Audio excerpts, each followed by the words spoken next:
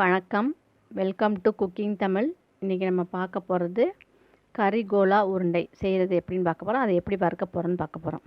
இதுக்கு தேவையான பொருட்கள்: ஒரு பெரிய தேங்காய் துருவி வச்சுக்கணும், 1 டீஸ்பூன் கசகசா, 1/4 கிலோ கைமா கறி, அதாவது மட்டனை எலும்பு இல்லாமல் நல்லா கொத்தி வாங்கிக்கணும், ஒரு 1/4 கிலோ வெங்காயம், 2 டீஸ்பூன் சோம்பு, 150 பொட்டுக்கடல, பட்டை கிராம்பு ஒரு 2 டீஸ்பூன், பட்டை கிராம்பு எடுத்து அரைச்சி வச்சுக்கணும், பட்டை கிராம்பு 2 டீஸ்பூன், பச்சை மிளகா ஒரு 5 பச்சை மிளகா. இதை எல்லாத்தையும் போட்டு இப்போ நம்ம மிக்சியிலே அரைச்சி காமிக்க போகிறேன். எல்லாம் கிரைண்டரில் அரைப்பாங்க, நான் மிக்சியிலே அரைச்சி எப்படி செய்யுதுன்னு உங்களுக்கு காமிக்க போகிறேன். ஃபஸ்ட்டு கறியை கொத்தி வச்சுருக்கோம்ல, அந்த மட்டன் கைமாவை அதை மிக்சி ஜாரில் போட்டு சும்மா ஒரு ஓட்டுனா ரிவர்ஸில் செய்வோம்ல, அது மாதிரி. கறி ரொம்ப நைஸாக அரைச்சிடக்கூடாது, ரிவர்ஸில் ஒரு 2 தடவை பட்டனை அழுத்திட்டு எடுத்துக்கிட்டிங்கன்னா இப்படி இருக்கும். அடுத்த பொட்டுக்கடலை 200 பொட்டுக்கடலை சொன்னேன், அந்த 200 பொட்டுக்கடலையும் நல்லா நைஸாக அரைச்சிக்கணும். பொட்டுக்கடலையும் நல்லா நைஸாக அரைச்சிக்கணும். பார்த்திங்கன்னா இப்படி நல்லா நைஸாக அரைச்சிக்கணும். ரொம்ப குறன்னு அரைச்சக்கூடாது, நல்லா நைஸாக இருக்கணும் பொட்டுக்கடலை. இப்போ வெங்காயமும் பச்சை மிளகா இதோட சோம்பு சேர்த்துருக்கேன். வெங்காயம், பச்சை மிளகா, சோம்பு. வெங்காயத்தை தண்ணி ஊற்றக்கூடாது, எதையுமே தண்ணி ஊற்றி அரைக்கக்கூடாது. வெங்காயம், பச்சை மிளகா, சோம்பு இதை போட்டு நல்லா அரைச்சி வச்சுக்கணும். அதுக்கப்புறம் தேங்காவோட கசகசாவை போட்டு நல்லா நைஸாக அரைச்சிக்கணும். தேங்காவுக்கும் தண்ணி ரொம்ப சேர்க்கக்கூடாது, லைட்டாக தண்ணியை தெளித்து தான் அரைக்கணும். இப்போ நம்ம அரைச்சி வச்சுருக்க தேங்காய், வெங்காயம், பச்சை மிளகா, அப்புறம் கறி இது எல்லாத்தையும் ஒன்றா போட்டு பிசைஞ்சுக்கணும். இப்படி பிசைஞ்சிங்கன்னா நல்லா இப்படி மாவு ரெடி ஆயிரும். இப்போ இதில் நான் தேங்காய் போட்டிருக்கேன், அரைச்சி வச்ச கறி போட்டிருக்கேன், பொட்டுக்கடலை போட்டிருக்கேன், எல்லாம் போட்டிருக்கேன். இதில் உங்களுக்கு தேவையான அளவு உப்பு, இந்த உருண்டைக்கு தேவையான அளவு உப்பை போட்டுக்கணும். இது நீங்கள் தண்ணி எதுவும் எக்ஸஸாக ஊற்றிடக்கூடாது. தேங்காய் அரைக்கும் போது நல்லா தண்ணியை தெளித்து அரைக்கணும். இல்லைன்னா வெங்காயம் நான் தனியாக அரைச்சி வச்சுருக்கேன்ல, அந்த பேஸ்ட்டை எடுத்து அதில் போட்டு அரைச்சிக்கலாம், அப்படி கூட அரைச்சிக்கலாம். இது எல்லோரும் கிரைண்டரில் தான் அரைப்பாங்க. கறி கோலாவுக்கு நான் மிக்சியிலே அரைச்சி காமிச்சிருக்கேன். நல்லா பக்குவமாக அரைக்கணும். இப்போ பார்த்தீங்கன்னா நல்லா இப்படி கையால் இப்படி எடுத்திங்கன்னா நல்லா ஒட்டாமல் அப்படி திருப்பி வருது பாருங்கள், அது மாதிரி தான் பதம். இதில் பட்டை கிராம்பு தூள் சொன்னேன்ல, அது ஒரு 2 டீஸ்பூன் போட்டுக்கலாம். பட்டை கிராம்பு தூள் வாசனைக்கு தான் போடுறோம், ஒரு 2 டீஸ்பூன். ஏற்கனவே சோம்பு போட்டு நம்ம அரைச்சிட்டோம், அதனால் பட்டை கிராம்பு தூள் ஒரு 2 டீஸ்பூன் போட்டுக்கிறோம். இதையும் போட்டு நல்லா மிக்ஸ் பண்ணிக்கிறோம். இதில் எக்ஸஸாக தண்ணி ஆயிடுச்சு, கொஞ்சம் கொலன்னு ஆயிடுச்சுனாலும் வேஸ்ட்டாக போயிடும். பார்த்து தான் அரைக்கணும், பொறுமையாக அரைச்சிக்கோங்க. அப்படி ஒருவேளை கொஞ்சம் ரொம்ப இதாக இருக்குது, தண்ணி விட்ட மாதிரி இருக்குது அப்படின்னா இன்னொரு 50 பொட்டுக்கல்லையே நல்லா நைஸாக அரைச்சி இதோட கலந்து நீங்கள் பிசைஞ்சுக்கலாம். இப்போ தண்ணியை நம்ம பார்த்து தான் அரைக்கணும். தண்ணியை நம்ம பார்த்து ஊற்றக்கூடாது, தெளித்து அரைக்கணும். நான் இந்த தேங்காய் அரைக்கும் போது தண்ணியெல்லாம் ஊற்றலை, அந்த வெங்காயத்தை அரைச்சி வச்சுருக்கேன் அந்த விழுது, அதுவே ஒவ்வொரு ஸ்பூன் போட்டு அரைச்சேன். அப்படி அரைச்சிங்கன்னா தான் இந்த பதம் வரும்.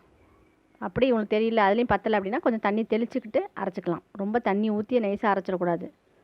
ஆனால் தேங்காய் நல்லா நைஸாக அரைக்கணும், ஆனால் தண்ணி ரொம்ப ஊற்றிடக்கூடாது, லைட்டாக தெளித்து அரைக்கணும். இப்போ பார்த்திங்கன்னா இந்த மாவு ரெடி ஆயிடுச்சு, கோலா உருண்டைக்கான மாவு ரெடி ஆயிடுச்சு. இதில் கொத்தமல்லி தலையை சின்னதாக வெட்டி போட்டு நல்லா பிசைஞ்சுக்கணும். கறி 1/4 கிலோ வாங்கியிருக்கேன்.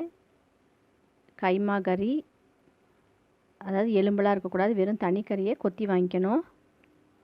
அதுக்கு 200 பொட்டுக்கடலை, 1/4 கிலோ சின்ன வெங்காயம் தான் போடணும், பெரிய வெங்காயம் போடக்கூடாது, சின்ன வெங்காயம் தான் வேணும். பச்சை மிளகா 5, சோம்பு 2 டீஸ்பூன், பட்டை கிராம்பு 2 டீஸ்பூன் போட்டிருக்கோம். இதை நல்லா அரைச்சி வச்சதை நல்லா உருண்டையாக உருட்டி வச்சுருக்கேன் பாருங்கள். இப்போ இதை ஒரு கடாயில் ஆயில் விட்டு, ஆயில் சூடானதுக்கப்புறம் தான் எந்த பொருளையுமே போட்டு வறுக்கணும். ஆயில் சூடாகிறதுக்கு முன்னாடி போடக்கூடாது.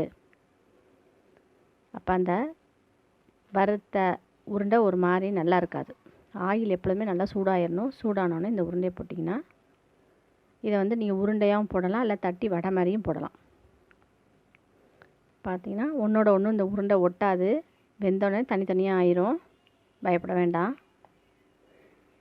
இந்த உருண்டையெல்லாம் போட்டு கீழே அடிப்பாகம் வெந்ததுக்கப்புறம் தான் திருப்பி விடணும். உடனே திருப்பி விடக்கூடாது. உருண்டையை போட்ட உடனே கிண்டக்கூடாது, கரண்டியை போட்டு உடஞ்சிரும். அதனால் கீழே பார்த்திங்கன்னா மேலே வெள்ளை கலரில் தெரியும், கீழே பார்த்திங்கன்னா கொஞ்சம் எண்ணெய் அப்படியே கோத்த மாதிரி இருக்குது பார்த்திங்களா அந்த உருண்டையில். அப்போ திருப்பி விடலாம். இப்போ திருப்பி விடலாம். நம்ம போட்ட உருண்டையெல்லாம் நல்லா திருப்பி விட்டு நல்லா வறுத்துக்கணும். ரொம்ப கருப்பாக்கிடக்கூடாது உருண்டையை. நம்மளுக்கு நார்மலாக எப்படி வறுப்போம் வடையெல்லாம் அது மாதிரி வறுத்துக்கணும். ரொம்ப கோல்டன் ப்ரௌனாகவும் சொல்ல முடியாது. பார்த்திங்கன்னா இப்போ ஓரளவு வெந்திருக்கு. கீழே உள்ளதெல்லாம் நல்லா வெந்துருச்சு. உருண்டையை ரொம்ப கருப்பாக்கிடக்கூடாது. உருண்டை நல்லா வெந்துடும். உங்களுக்கு எல்லாமே ஏற்கனவே போட்டு நல்லா அரைச்சி வச்சுருக்கோம், அதனால் நல்லா வெந்துடும். இப்போ பார்த்திங்கன்னா ஒரு மாதிரி மெரூன் கலரில் வந்துருச்சு உருண்டை. குலோப் ஜாமுனுக்கு உருண்டை எப்படி நம்ம இது பண்ணுவோம், ரெடி பண்ணுவோம், அந்த கலருக்கு வந்துருச்சு. அந்த பதம் வந்தாவே உருண்டையை எடுத்துடலாம், வெந்துருச்சுன்னு அர்த்தம். திருப்பி திருப்பி விட்டுட்டு உருண்டையை வறுக்கணும். அப்படியே போட்டு வச்சுட்டு போயிடக்கூடாது. திருப்பி திருப்பி விட்டு உருண்டையை வறுத்துக்கணும். கோல்டன் ப்ரௌன் வந்துருச்சுன்னா உருண்டை எடுத்துலாம் வெந்துருச்சுன்னு அர்த்தம். இந்த கறிகோலாவை எல்லோரும் கிரைண்டரில் அரைப்பாங்க. நான் வந்து மிக்சியில் உங்களுக்கு செஞ்சு காமிச்சிருக்கேன். மிக்சியில் பொறுமையாக தண்ணி ஊற்றாமல் தண்ணியை தெளித்து அரைக்கணும். அப்படி இல்லை தேங்காய் அரைக்கும் போது தண்ணியை தெளித்து அரைக்க முடியல அப்படின்னா தண்ணி தெளித்ததோட இந்த அரைச்சி வச்சுருக்கீங்கல்ல வெங்காயம், அந்த பேஸ்ட்டை கொஞ்சம் கொஞ்சமாக சேர்த்து நைஸாக அரைச்சிக்கணும். தேங்காயும் நைஸாக அரைச்சிக்கணும், பொட்டுக்களையும் நைஸாக அரைச்சிக்கணும். மற்றதெல்லாம் நைஸாக அரைக்கணும்னு அவசியம் கிடையாது. தேங்காய், பொட்டுக்கல்ல, வெங்காயம் 3ஐயும் நல்லா நைஸாக அரைச்சிக்கணும். மற்றதெல்லாம் நைஸாக அரைக்கணும் அவசியம் கிடையாது. கறியை வந்து 1-2 தான் அரைச்சிக்க போகிறோம். ஏன்னா கறி ஏற்கனவே கொத்தி தான் வச்சுருக்கோம், அதனால் 1-2 அரைச்சா போதும். இப்போ பார்த்தீங்கன்னா கறி கோலா உருண்டை ரெடி ஆயிடுச்சு. அதை நான் வறுத்து உங்களுக்கு காமிச்சிருக்கேன். இதை பார்க்கும்போதே உங்களுக்கு ஆசையாக இருக்கும்.